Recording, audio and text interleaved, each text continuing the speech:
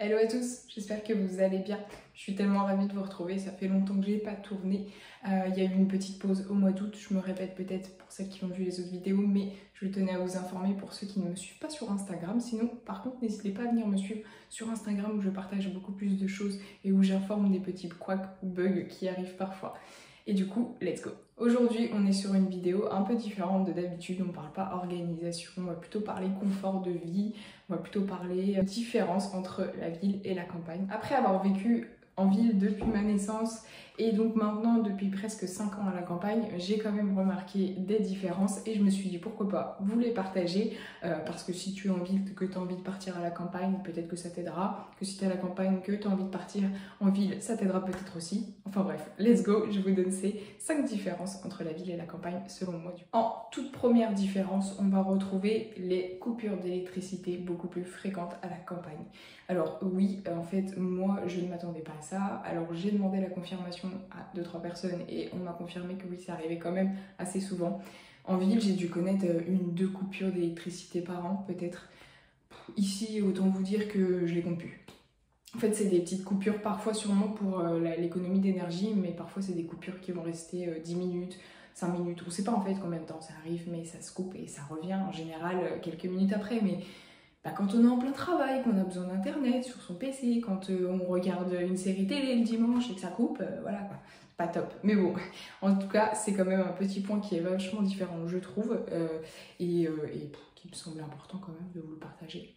En deuxième petit point, qui est encore un peu négatif, mais qui commence à prendre de l'importance, c'est que toutes les boutiques et les commerces sont bien souvent à plusieurs kilomètres.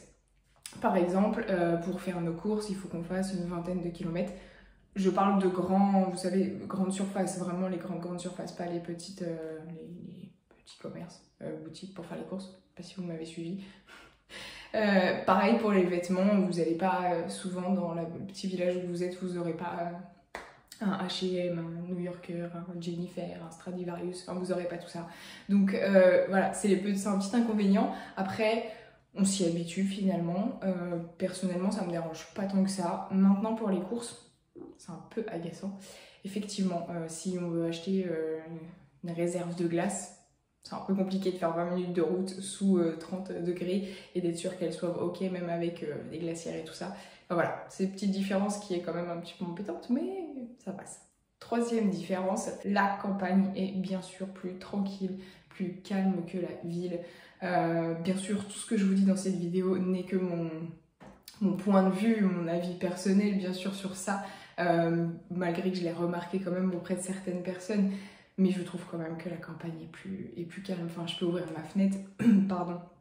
Je vais pas entendre des gens parler, des voitures passer toutes les 2 secondes. Enfin, j'entends les oiseaux chanter le matin, même si je suppose qu'on les entend en ville. Mais enfin, je sais pas comment vous expliquer, mais cet air de tranquillité, cet air de presque pleine nature, quand on aime ça, eh ben, c'est tellement bénéfique et c'est tellement différent de la ville parce que quand on est en ville, par exemple pour moi, j'ouvrais ma fenêtre, je voyais un bâtiment en face de moi. En bas, je voyais une route avec une lignée de voitures comme ça. Allez, si je regardais derrière, j'avais un petit bout de terrain peut-être, mais j'avais quand même des maisons en face. Enfin, voilà, il n'y avait aucun endroit où on pouvait regarder et se sentir presque en pleine nature. Quatrième point positif, là pour la campagne aussi, c'est qu'on a beaucoup moins de fast-food autour de soi. Donc c'est pareil que les commerces, c'est à quelques kilomètres. Mais par contre, on fait plus de barbecue. La différence, c'est que oui, par contre, on va beaucoup moins aller manger de fast-food. Et ça, c'est vrai que c'est une économie d'argent, un bon point pour la santé. Et finalement, ça ne nous manque pas tant que ça.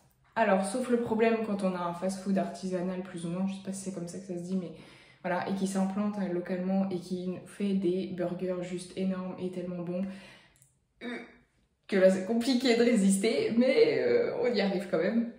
Donc malgré tout ça, du coup, je trouve qu'en période d'été, on va favoriser les barbecues beaucoup plus à la campagne parce qu'on a souvent un jardin, parce qu'on a souvent la possibilité de faire ces choses-là. Donc je dirais que oui, la différence entre la ville et la campagne, c'est qu'on a quand même beaucoup de moins de fast-food et beaucoup plus de barbecue.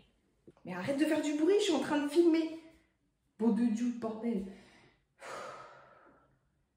Suffit.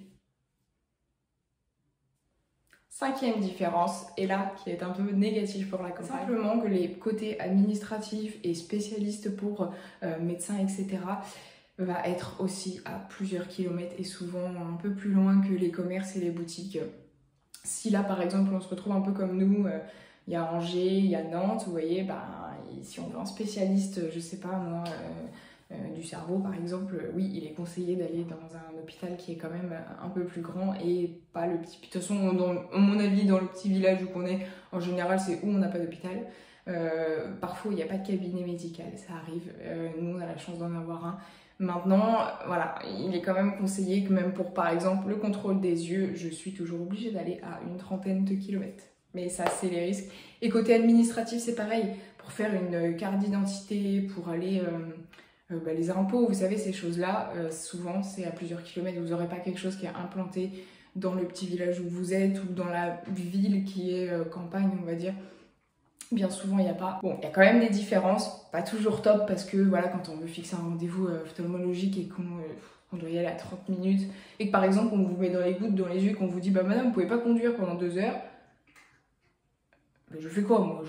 Enfin voilà, il n'y a personne qui peut venir me chercher à 30 minutes. Enfin oui, c'est pas terrible, mais bon, c'est quand même un point qu'il fallait retenir et qu'il fallait vous partager et qui est quand même un peu négatif pour la campagne. Alors, avec tout ça, on est à peu près 3 points, je dirais 2,5 points négatifs, 2,5 points positifs. En point négatif pour la campagne, du coup, on a les coupures d'électricité qui sont quand même très fréquentes. J'espère que ça changera. Nous avons les côtés gestion administrative et spécialistes qu'il faut quand même aller voir à plusieurs kilomètres. En moitié point négatif, j'ajouterais les boutiques et les commerces qui sont à plusieurs kilomètres. Parce que ça dépend de sa personnalité, de comment on ressent la chose. Et du coup, en point positif, mais qui sont énormes, je trouve, le côté tranquille, le côté campagne, le côté nature, le côté on respire, on n'est pas les uns sur les autres, on peut sortir presque en pyjama et on n'a pas... Enfin, quoique, les papis, les mamies, ils sont un peu commères. Ouais. Quoique, on nous regarderait donc pas forcément, enfin voilà, c'est quand même plus, c'est une ambiance, un mood différent tout simplement, la campagne, je sais pas comment vous le dire autrement. Et en deuxième point positif, on a le côté fast-food à plusieurs kilomètres et le côté barbecue juste derrière la porte du garage. Voilà, ça dépend de chacun aussi bien sûr, moi je vous partage ça de mon point de vue et de ce que je ressens, mais voilà. Je me suis dit ça reste quand même un peu basique pour tout le monde, non? De toute façon, vous me le dites dans les commentaires, je serais curieuse de savoir ce que toi par exemple tu relèves comme différence si tu en as remarqué et ce qui te semble pour toi le plus choquant ou par exemple le plus perturbant. Si vous aimez ce genre de vidéo, dites-moi parce que du coup c'est vrai que c'est avec l'expérience et puis ce qu'il y a au quotidien que je construis ces vidéos, donc ça me fait toujours plaisir malgré que c'est pas sur l'organisation, mais ça peut quand même aider dans l'organisation d'un déménagement par exemple où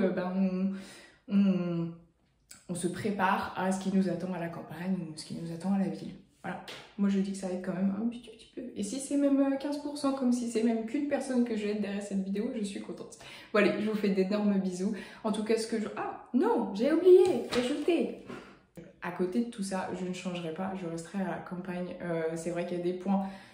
du coup quand même négatifs, administratifs, etc. Comme je vous disais, où j'étais bien habituée quand j'habitais en ville, mais non, la tranquillité à la campagne, elle se remplace pas en tout cas chez moi. Allez, je vous fais d'énormes bisous, je vous dis merci, n'oubliez pas de vous abonner, enfin n'oublie pas de t'abonner, toi qui regardes, et puis je vous dis à très bientôt.